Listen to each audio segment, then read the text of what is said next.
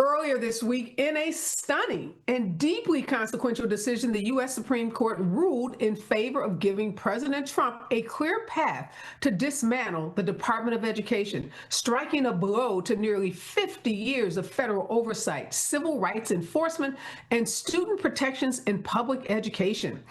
The decision raises urgent questions such as who is responsible for ensuring educational equity now, given this decision? What happens to students with disabilities, historically marginalized communities, and of course, low-income families? And what does this decision say, if anything, about the power states have over curriculum, standards, and access? To help us unpack this moment, I'm joined by someone who's been on the front lines of education policy for decades. Professor Paul Reville of the Harvard Graduate School of Education, former Secretary of Education for the Commonwealth of Massachusetts, and a national voice on the future of learning in America, is joining me today to help us make sense of what seems indefensible. Thank you so much, Professor Reville, for joining us and for just helping us understand. It just feels like we're getting attacked on every front. And the Department of Education, that has been around since the President Carter years, was already being slowly dismantled because of an executive order. Thousands of employees had already been laid off, but now it feels like the final nail has been placed in the coffin with this U.S. Supreme Court decision. So just help us understand the ruling itself. I know you're not a lawyer, you are an education expert, but you know this stuff really well. So just help us understand what's happening with this. Well, first of all, it's good to be with you, Areva, despite the troubling circumstances that bring us together here. This is a kind of unprecedented and disturbing decision by the Supreme Court relative to the future of the Department of Education, but it is important to put it in perspective. You know, we have an education in this country, an education system that's already run by and empowered by state government rather than the federal government. It's state government that creates the terms and conditions under which schools are financed, under which they're governed, under which they operate, and then it's local jurisdictions, you know, cities and towns that actually operate the schools. The federal government contributes 8% of the total spend on education. So from a financial standpoint, they're a minor player. And the idea that this somehow dismantling the Department of Education returns responsibility for education to the states is very misleading, because it's never gone away from the states. Now, having said that, the federal government provides important functions, and you've alluded to some of them in your introduction, in terms of civil rights protections for students all across the country. Now, it must be said that those same guarantees do exist at the state level. And there are state structures in virtually all of our states to allow for students to appeal. For example, decisions are made at the local level, get appealed to the state level. Now, the federal government is a third level of appeal, and that is going to be diminished by this decision, and that's a problem. But it won't eliminate the capacity for parents to step forward on behalf of their kids and ask for action. You know, the Department of Education, its biggest job actually is as a loan administrator. I mean, the department functions as a big bank, administering loans and overseeing other private sector loans to students. If you gut that staff, which is what's happening here, they haven't eliminated the department altogether, so it's important to be clear on this decision. It doesn't eliminate the department. The department was created by Congress, and only Congress can eliminate it. But what they have allowed, at least temporarily, and this is a temporary decision until the larger matter is decided, they've allowed the federal government to staff it at whatever level they see fit. And this administration, unfortunately, seems to see fit that all the functions that were being performed by the department are not valuable, and they are going to fire all the people who used to implement those functions. And it raises the question of who is going to administer the loans, who is going to distribute the grants that come from the federal government to the states, who is going to oversee how that money is spent, et cetera, et cetera. When you take away all the personnel in the department, then you're basically undermining the entire federal function. And again, the federal function is a relatively small function. You know, some claims are being made by the administration that, the reason they're eliminating it is because students are underperforming and scores haven't improved and so on and so forth. Well, that's the responsibility of states and localities. The federal government at the 8% level of funding that they're involved in isn't going to control the results that come out of the system, but they're going to strengthen the system by doing research, by collecting data, by ensuring that people have civil rights, by administering loan systems that work to enable higher education and things of that nature. And they're just weakening all that. And of course, the impact will be felt greatest by those who have been least well served historically in our education systems. Well, let me stop you for a second, Professor, because you've said a lot, and I want to unpack some of it, starting with the statement that you made that curriculum and standards and so much of the administration and governance of schools already happens at the state level and at the local level, at the local school district level. Then if that's the case, is the response, is the outrage, is it misplaced if this is already, the states are already in control of these critical functions? No, I'm sort of criticizing the rhetoric here rather than the reality of it. I mean, the Congress has decided we need, education is in the national interest. Every other nation in the world feels this way. The kinds of jobs that are going to be open to Americans at the sort of wages that Americans command to or need to command to in order to live a middle-class life are going to be for people who are well educated, and they're ready to take 21st century high-skill, high-knowledge jobs. So every nation in the world, every developed nation is working very hard to strengthen its education system, to increase access to increase completion of elementary and secondary education, increase access to higher education, and so forth. So Congress has decided education is in the national interest, and we ought to have a federal function. The federal government is not to run local schools. We've never had that. Education isn't even mentioned in the Constitution. So the federal role in the current form that it takes is a relatively recent phenomenon over the past maybe 75 years since the Sputnik went up in the 1950s. This will hurt education, no question about it, as well as other things that this administration is doing. They just cut back $6.8 billion designed to serve after school and summer learning programs and community schools and things of this nature. So they're making cutbacks all over on real, live, vital programs that support our students and enable them to keep learning, for example, in after school or in summer. Students spend only 20% of their waking hours in school, 80% outside of school.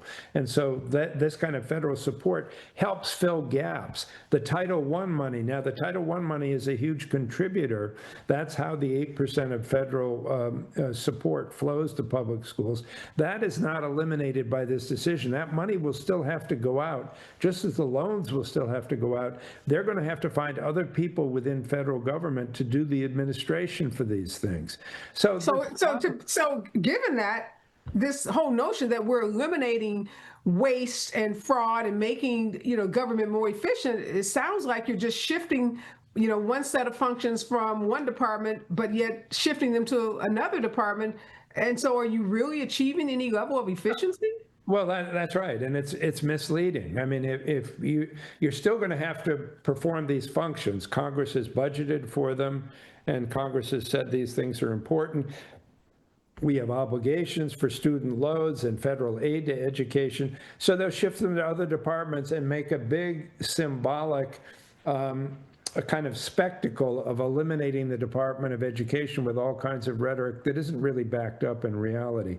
Well, let me ask you this, Professor, but is this all just smoke and mirror to direct more funding to private schools, to even religious schools? We know a lot of Republicans are very supportive of vouchers and voucher programs, and the federal government even providing funding to schools that are organized by religious organizations. Is this a way to shift funding from public schools to those private schools? Well, this particular decision doesn't speak to that, but the administration is definitely committed to that. In this bill that was passed, this unfortunate bill last week, there are significant provisions in there that incentivize states and individual families to pull their kids out of public schools and to go private. And they're moving money in a way that has taxpayers' money going out of government, people getting tax credits, and there's no regulation for most of these schools. There is no accountability for how taxpayers' money is being spent to educate children. You know, it's being just given away in a way that I think will balkanize education. So we'll have it will increase segregation by income, by race, by ethnicity, by religion. There are all kinds of problems with that policy, but that policy is being approached in a different way through the bill that they have. And a number of our states are doing it anyway. I mean, there's being a back door open that allows people to exit public education, and public education has been an important part of who we are as a nation, and you know, establishing our common, you know, what we have in common and how we move forward together. So it's a shame to see that being dissolved. And we know, Professor Reville, from the rhetoric coming from the Trump administration and, you know, his MAGA supporters, there's this push for vocational education and a real disdain seemingly for what they call the, you know, academic elites, for folks who go to four-year colleges, for folks who get master's degrees and, you know, other higher degrees. Is that going to hurt the U.S. in the long term in terms of being competitive with other countries? And no knock on someone getting, you know, some kind of vocational education and not going to a four-year college, but where will that put us in terms of our position in the world if there is a huge shift away from four-year colleges? Well, as I said earlier, I mean, most nations are doubling down on their investment in higher education and their encouragement to their young people to go into higher education. And America has historically done very well at that. Now we're backing off some of those supports. We're making it more difficult to get aid. And there's a general sort of you know, attack on the legitimacy of higher education and on the value of higher education. So, for example, now we have males enrolling in higher education in the United States at a level of 40%. So people are voting with their feet and moving away from getting the education they'll need to sustain a middle-class quality of life. And so that's worrisome. And as you point out, I mean, there are great pathways to prosperity with an associate's degree, with getting a certificate in a particular field. It might be coding, it might be as an electrician or one thing or another. You know, there's not everybody has to go to a four-year college. That isn't the only way to achieve middle-class status in our life. So, you know, I'm in favor of supporting more career technical education. I think a lot of our students are dropping out of school or not returning to school because they don't feel motivated. They don't feel hopeful that what they're learning can provide a pathway to success for them. So, you know, kudos to career technical educators, and we need to do more of it. But at the same time, this assault on higher education, the assault on the idea of science and of getting at truth, you know, is deeply disturbing, and it's going to undermine. I mean, we at Harvard are experiencing a massive attack on many, many fronts on the university, as are a lot of our universities all across the country. And I can tell you from direct experience that young scientists and innovators and business people are already thinking about offshoring themselves. and going to a place where the climate is more receptive and supportive of innovators, of people who are, what we've always been known for in this country is being, well-educated and innovative and developing high technology, developing biosciences, developing medicine, things of that nature. A lot of that's going to shift offshore now. Well, it's interesting that you use the word the phrase well educated, because this administration, it seems like a negative to be well educated. Well educated has become synonymous with elite, which has pejorative connotations. When did that happen in the realm of education? And I'm thinking about this also in the context of race. Thinking about the huge increase that we've seen in terms of African American women in particular getting 4-year degrees and even higher degrees beyond, but yet at a time when that's happening, the concept of getting a 4-year degree is now under attack. So what happened in our educational system where getting a 4-year education or becoming well educated became a negative? Well, I think there's several factors at work. I mean, number one, which we've been discussing indirectly, is, education and science and facts have all come under dispute and under fire in kind of a cultural war. We're in an environment politically now where everybody's entitled to their own definition of truth, and there's a kind of attack going on those who have been seen in the past as controlling what constitutes reality. So there's that going on. At the same time, there's also things in higher education. We've let, through lack of federal aid, lack of state aid, we've let the cost of higher education balloon. So it's become something that increasingly is less and less affordable to low-income folks and people in situations where they don't have access to the resources and family tradition in the system and so forth. And there's a certain amount of resentment that has come along with that. In other words, these people can afford it and they're getting benefits out of it and we aren't. So if we can't get to it, maybe it's better to bring it down. But it's not, the focus is not, as it should be, on what's in the national interest. It's in the interest of our economy to educate as many of our citizens as we can to the highest level possible so we can lead in the competition with China and with the European Union and other international economic competitors that we face, because the game is going to go to those who are most well educated. And we're now taking a back seat. We're stepping back in that competition and saying, let somebody else take care of that. And the economic consequences, which we've yet to feel, are going to be huge of all this. Do you think, is this problem solvable by making a higher education, a 4-year education, more affordable? You said that part of it had to be in the right direction. Yeah, it'd be a big step in the right direction. It's just out of reach. Even where we have, as we in Massachusetts have some pretty good scholarship programs to help people, defray the costs. More and more the burden's landing on families. And the sticker price, even when scholarship aid is out there, the sticker price of what an education costs is enough to turn people off, even if aid is available. So we've got to make it more accessible. And we've got to do it in different ways. We've got to recognize that, the traditional notion of people going 4 years after high school and doing those 4 years all at once, that's a pretty small minority of people who go to college these days.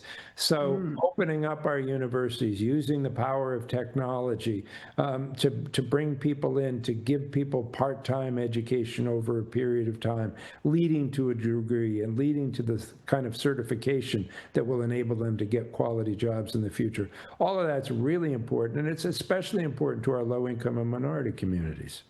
You've been a strong advocate, Professor Reville, of something called a braided approach to learning. What is that? Well, what we think of as a braided approach is schools alone aren't enough to create a level playing field for economic opportunity in this country. Our colleague Raj Chetty has done a lot of research on economic mobility, that is, the degree to which people can move up and into the middle class. If you were born in 1945, you had a 90+% chance of exceeding the income of your parents. If you were born in 1985, that figure's gone down to about 50%. So economic mobility is declining in our country. And what about if you were born in the 2000s? What does that look like? Well, we can't track that yet because they take the income levels, by the time you're in your 30s, so we're not there yet. But the pattern appears to be declining, and I think that's a lot of what we see in our politics, is that particularly if you're not well educated, it's very hard to find a pathway to the middle class.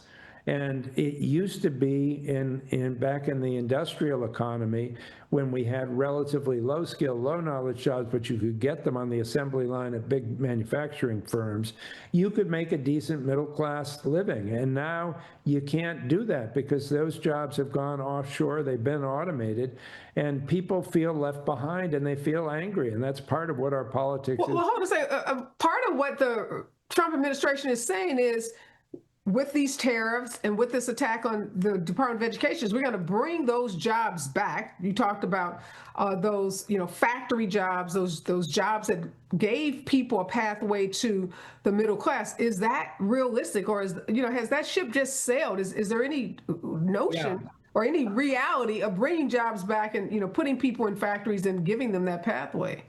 I'm not an economist, but the economists that I listen to say it's unrealistic. It doesn't mean we shouldn't work in certain key industries, and Biden administration, for example, did that on the chips and so forth. So we should try whenever possible to create incentives for companies to locate here and bring manufacturing jobs here. But the reality of automation, artificial intelligence, and workers in other countries who are highly skilled and willing to work for, fractions of what we pay American workers is going to mean that the progress is going to be slow on this. And the ability to put up new factories takes time and create new markets. And right now, people are being so scared off by the tariffs that are being put off. They're already developing new arrangements, new alliances, new markets. And, I'm afraid we're going to get left behind on a lot of this. And it's going to start showing up in the prices we pay for goods and the number of jobs that we have available to people here. So just finally, Professor Reville, who is going to be hurt the most? Which communities are most at risk in wake of this decision by the Supreme Court, basically allowing the Trump administration to dismantle pretty much all of what we know to be the Department of Education? Well, I think that there's going to be a general hurt across education, and anybody who depends on the entitlements and supports that are administered by the department are going to be at risk here. We don't know how well they'll do in transferring, for example, the administration of loans to somebody else. We know that we're going to get less attention to civil rights complaints. We know that there's going to be less tracking of student performance in terms of data gathering, and therefore we'll know less about who is underperforming and who needs help within our education system. So typically when a crisis like this hits, Areva, it's the least well situated economically in our society who pay the price. That means it's likely to be low income, it's likely to be people of color, it's likely to be English language learners, it's likely to be special needs students.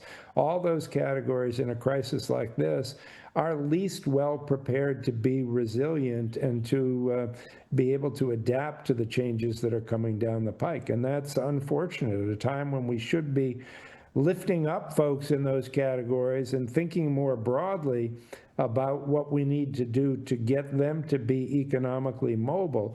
And part of my work is to say that schools alone aren't enough to do this. It needs a more holistic approach in terms of how we approach the circumstances of children's lives outside of school that make it possible or difficult for them to come to school and provide their best effort when they get there.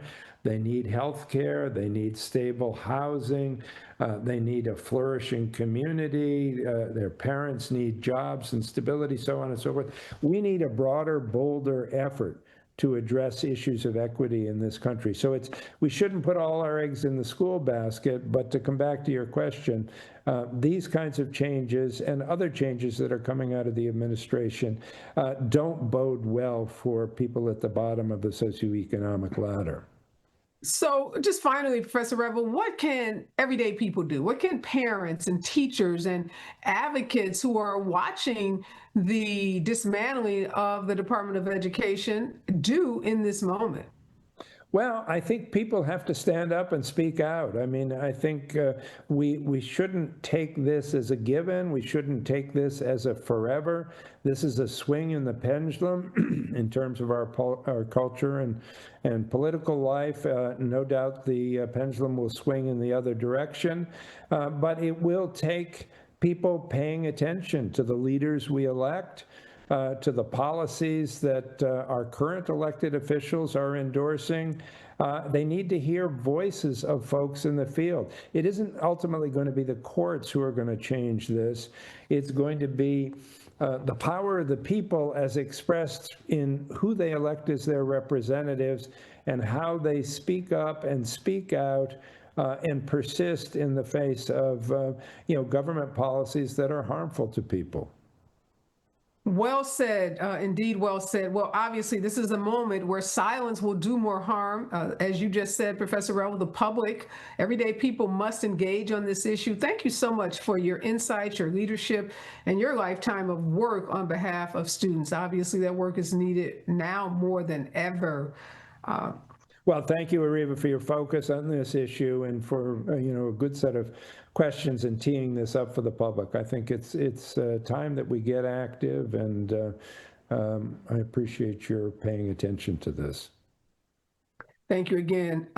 With one ruling, yes, one ruling, the Supreme Court has changed the course of public education in America. But whether we accept it, our fractured, inequitable system, or rise to build something better, it is up to all of us. Each of us has a role to play. And again, I want to thank my guest, Professor Paul Reville, for his role and for joining us today. And I want to challenge you, my audience, to do something. You see something, you say something, you do something about it. We all have a voice. We all have a platform.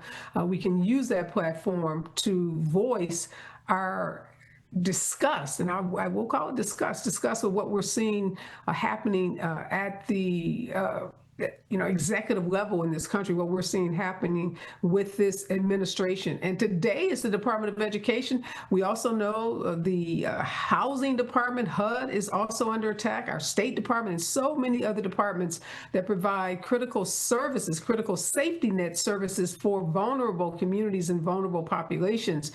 We can't just assume somebody else is going to do something. We have to be the solution. Stay involved, stay engaged, and stay in this fight, because I'm going to be with you every step of the way. I'm Areva Martin, and this is The Special Report. Make sure you subscribe to our YouTube page, follow me on all social media platforms, and let's continue to fight for equity, for justice, and for our communities. If you want more information about The Special Report, follow me across all social platforms at Areva Martin. Subscribe to my YouTube page and share The Special Report.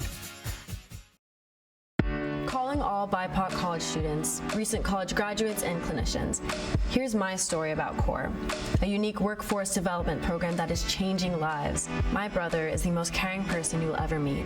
With his autism diagnosis, my family had to fight to make sure that the resources he deserved were available. That's why my goal has always been to help children with developmental disabilities and give them chances my brother may have missed.